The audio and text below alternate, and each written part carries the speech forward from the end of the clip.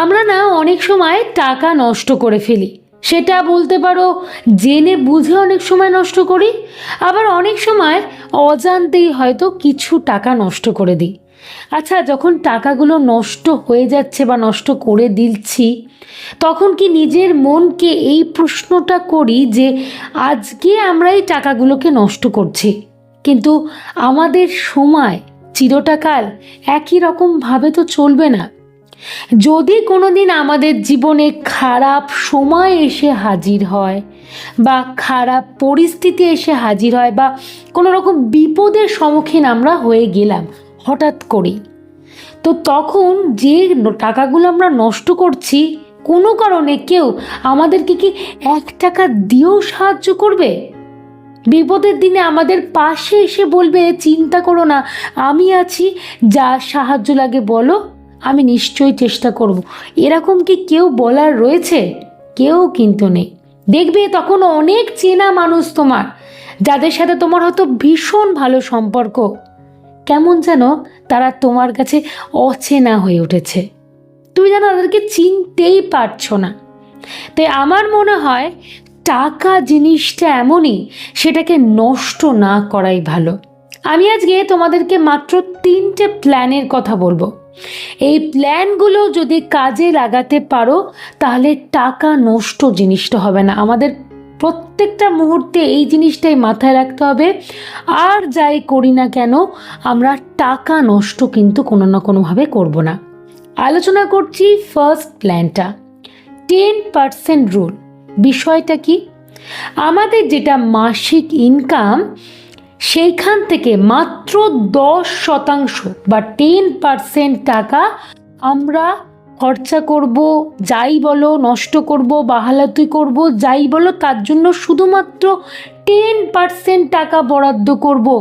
তার থেকে 1% বেশিও কিন্তু নয়, কারণ এই 10%-এর বেশি হলেই সেটাকে টাকা নষ্ট হিসাবে ধার্য করা হবে। তাই কোনো না কোনোভাবে 1% টাকাও কিন্তু বেশি নষ্ট করা চলবে না। আচ্ছা, তোমাদেরকে আমি একটা ছোট উদাহরণ দিই। টাকার অ্যামাউন্টটা দিয়ে উদাহরণটা দিলে তোমাদের বুঝতে সুবিধা হবে। এই উদাহরণটা দেওয়ার আগে তোমাদেরকে একটা কথা বলে রাখি, আমি সব সময় চেষ্টা করি গ্রাউন্ড লেভেলের থেকে উদাহরণটা দেওয়ার। যার যার ইনকাম তার মতো। আমি যদি একেবারে অল্প ইনকাম দিয়ে জিনিসটা বলি, তোমাদের বুঝতে বা রিলেট করতে কিন্তু অনেকটা সুবিধা হবে। ধরো কোনো ব্যক্তির ইনকাম হচ্ছে মাসিক 10,000 টাকা, তার 10% মানে গিয়ে দাঁড়াচ্ছে 1,000 টাকা। এই 1,000 টাকাটাই আমরা রাখবো আমাদের মতো খরচা করার। সেখানে তুমি শো অফ করতেই পারো এই 1,000 টাকার মধ্যে, তুমি সেখানে লোক দেখাতেই পারো, তুমি নিজের এন্টারটেনমেন্ট পারপাসও রাখতে পারো, কিন্তু 1,000 টাকার বেশি উঠবে না। এইটা নিজের মনকে পুরোপুরি বুঝিয়ে নাও যে না, আমি 10%-এর বেশি টাকা কিন্তু নষ্ট করব না। এইটা মানে কিন্তু নষ্ট হচ্ছে টাকাটা। যখনই তুমি জিনিসটা বুঝিয়ে নেবে নিজের মনকে, তখনই দেখবে তুমি এই 10% টাকাটাও অনেক বুদ্ধি বিচার বিবেচনা করে খরচা করছো। আগে হয়তো তুমি সেই জিনিসটা করতে না, কারণ আগে তোমার তো কোনো লাগামই ছিল না। ইনকাম হচ্ছে, তুমি অনেক টাকা খরচা করছো, অনেক টাকা নষ্ট করে ফেলছো, হয়তো যেগুলোর কোনো মানে মাত্রাই নেই। এবং আলটিমেটলি পরিস্থিতি খারাপ হলে তখন আমরা তো কাউকে পাশে পাচ্ছি না, তখন একটা বাজে ক্রাইসিসের মধ্যে দিয়ে যাচ্ছি। আমার তোমাদেরকে বলার উদ্দেশ্য যাতে এখন থেকে আমরা এই সাবধানতাটা অবলম্বন করতে পারি। তাহলে আশা করি ক্লিয়ার করতে পারলাম এই 10% রুলের কথাটা। এবারে আলোচনা করি দ্বিতীয় প্ল্যানটা, সেটা হলো নো মিন্স নো, মানে না মানে না। আচ্ছা, অনেক সময় দেখবে আমরা না মানুষের দ্বারা প্রভাবিত ভীষণ পরিমাণে হয়ে যাই। অনেক মানুষ আমাদেরকে ম্যানিপুলেট করে দেয় কি টাকা খরচা করার বিষয়েতে। আচ্ছা, ছোট্ট একটা উদাহরণ দিয়ে বোঝাই। ধরো তোমার পরিবারের কিছু মানুষ তোমাকে ইনসিস্ট করলো যে একটা ফ্যামিলি গেট টুগেদার করতে। তারা হয়তো তোমার সামর্থ্যটা বুঝছে না বা বোঝার চেষ্টাও করছে না, কিন্তু তুমি জানো তোমার সামর্থ্যটা কি, তোমার টাকার পরিমাণটা কোথায় রয়েছে। তাই তাদের দ্বারা কোনো না কোনোভাবে প্রভাবিত কিন্তু হয়েও না। হয়তো দেখা গেল আমরা অনেক সময় তাদের দ্বারা প্রভাবিত হয়ে যাই, হয়ে গিয়ে হয়তো সেই গেট টুগেদার করে ফেললাম বা অনেক টাকা খরচা করে ফেললাম। তার পরবর্তীতে আমরা কোনো দিনও নিজের এই জিনিসটা ভেবে দেখেছি, যাদের জন্য আজকে তুমি একেবারে দেদার খরচা করছো, তুমি যদি বিপদে পড়ো, তুমি যদি খারাপ পরিস্থিতির মধ্যে দিয়ে যাও, সেই মানুষগুলো তোমাকে সাহায্য করবে? একটা টাকা দিয়ে হেল্প করবে? তোমাকে কি বলবে যে চিন্তা করো না, একটা সময় তুমি তো আমাদের জন্য অনেক করেছো, আজকে নয় আমরাই করলাম তোমার জন্য? নেই, কিন্তু এই বলার লোক নেই। কথাগুলো কিন্তু ভীষণ বাস্তব, তোমরা নিশ্চয়ই এই পরিস্থিতি দিয়ে গেছো বা রিলেট করতে পারছো আমার কথাগুলো শুনে। তাই জন্যই বলবো, কেউ কারোর কিন্তু নয়, বিপদ এলে তোমাকেই সামলাতে হবে। তাই একটা টাকাও কিন্তু নষ্ট করা চলবে না। তাই জন্যই না মানে না, কারোর দ্বারা প্রভাবিত হবে না। কেউ বলল মানেই তার কথা শুনে তুমি বললে আচ্ছা ভাবছি, দেখছি, সিদ্ধান্ত নিচ্ছি, তারপর আলটিমেটলি রাজি হয়ে গেলে এই জিনিসটা কিন্তু করবে না। তোমার একটাই কথা, শেষ কথা, যে না আমার দ্বারা সম্ভব না, আমি পারছি না, আমি পারবো না। পরিষ্কার ক্লিয়ার করে না কথাটা বলতে শেখো, না হলে কিন্তু তোমার টাকা জলের মতো খরচা হয়ে যাবে, নষ্ট হবে। খরচা তো একটা অন্যরকম বিষয়, নষ্ট হয়ে যাবে, সে অপাত্রে দান করার মতো বিষয় হয়ে যাবে। তাই সেই জিনিসটা করো না।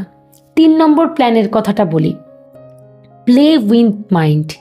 নিজের মনের সাথে তোমাকে খেলতে হবে। বিষয়টা কি? আমাদের অনেক সময় দেখবে যখন এক্সেস টাকা হাতে থাকে, এক্সেস টাকা কোথা থেকে আসে? ধরো তুমি কোনো ক্ষেত্রে দেখা গেলে সংসার থেকে বা তোমার যেটা ইনকাম সেখান থেকে তুমি বাঁচাতে পারলে, বা কোনো এক্সেস অর্থ তোমার কাছে এলো, তো তখনই আমাদের মনটা চায় না এটা তো এক্সেস, মানে এটা আমাদের উপরি টাকা, তাহলে এইটা বরঞ্চ খরচা করাই চলে বা নষ্ট করাই চলে। এটা তো আমি হঠাৎ করে পেয়েছি বা আমি এটা জমিয়ে আনতে পেরেছি, তাই এটা তো এক্সেস, বাড়তি কি আছে, খরচা করলে কোনো অসুবিধা নেই। এই জিনিসটা করো না। নিজের মনকে তোমাকে খেলাতে হবে। কিভাবে খেলাবে? নিজের মনকে, নিজের মাথাকে বুঝিয়ে নাও না এইটাও আমাকে ইনভেস্টমেন্ট করতে হবে। কি ইনভেস্টমেন্ট করতে হবে? যেটা তোমার বাঁচছে, যেটা তোমার বাড়তি টাকা, তার 50% তুমি করে দাও সেভিংস বা ইনভেস্টমেন্ট, আর বাকি 50% কি করবে বলো তো? সেটা তোমার গোল্ডেন টাইম বা কোয়ালিটি টাইম ইনভেস্টমেন্ট করতে হবে। আমাদের একটা ধারণা থাকে ইনভেস্টমেন্ট মানে বুঝি টাকা, না, সময়টাও কিন্তু একটা সুন্দর, সময়টাও কিন্তু একটা ভালো ইনভেস্টমেন্ট। আমরা কিন্তু এই জিনিসটা ভেবে দেখি না।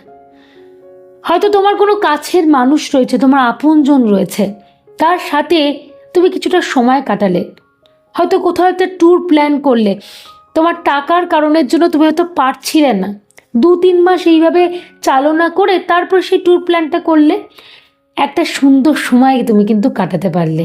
এটাও কিন্তু একটা দারুণ ভালো ইনভেস্টমেন্ট। এটা কিন্তু আমাদের মাথায় আনতে হবে। বা মনে হচ্ছে অনেকদিন কোথাও একটু যাওয়া হচ্ছে না, কোথাও গিয়ে একটু খাওয়া দাওয়া হচ্ছে না, তুমি সেইখানের ক্ষেত্রে ওই ছোট্ট একটা ইনভেস্টমেন্ট কিন্তু করতে পারো। এটা কিন্তু সুন্দর সময় ইনভেস্টমেন্ট। এইটা মানে কিন্তু টাকা নষ্ট হওয়া নয়, এইটা মানে একটা ভালো সময়কে তুমি ইনভেস্টমেন্ট করছো। তাই তোমাদেরকে বললাম, দেখো এতে কিন্তু দুটো ভালো কাজ হচ্ছে। কি কাজ বলো তো? তোমার কিন্তু সঞ্চয়তে হাত পড়ছে না, সঞ্চয়ের মতো হচ্ছে, মানে বাড়তি টাকাটাও কিন্তু তোমার নষ্ট হচ্ছে না। যেটা তোমার বাড়তি টাকা সেখান থেকেও তুমি সঞ্চয় করতে পারছো, আবার মেন সঞ্চয় থেকে তোমার হাত পড়ছে না, আবার তুমি কিন্তু গোল্ডেন টাইম কাটাতে পারছো, সেইখানে ইনভেস্টমেন্ট করতে পারছো। তাহলে আশা করি আমি তোমাদেরকে ক্লিয়ার করতে পারলাম। এই 3টে প্ল্যান কিন্তু কাজে লাগানোর চেষ্টা করো, তাহলে দেখবে তোমার টাকা কিন্তু নষ্ট হবে না। আমরা অনেক সময় অজান্তে জেনে বুঝে টাকা নষ্ট করে ফেলি, কিন্তু এই প্ল্যানগুলোকে যদি আমাদের জীবনধারার মধ্যে কাজে লাগাতে পারি তাহলে কিন্তু টাকা নষ্ট হবে না। তোমাদের শুরুতে আমি ইন্ট্রোতে একটা কথা বললাম, টাকা জিনিসটা নষ্ট করো না। বিপদের দিনে না কেউ 1 টাকা দিয়েও তোমার পাশে দাঁড়াবে না বা তোমাকে সাহায্য করবে না।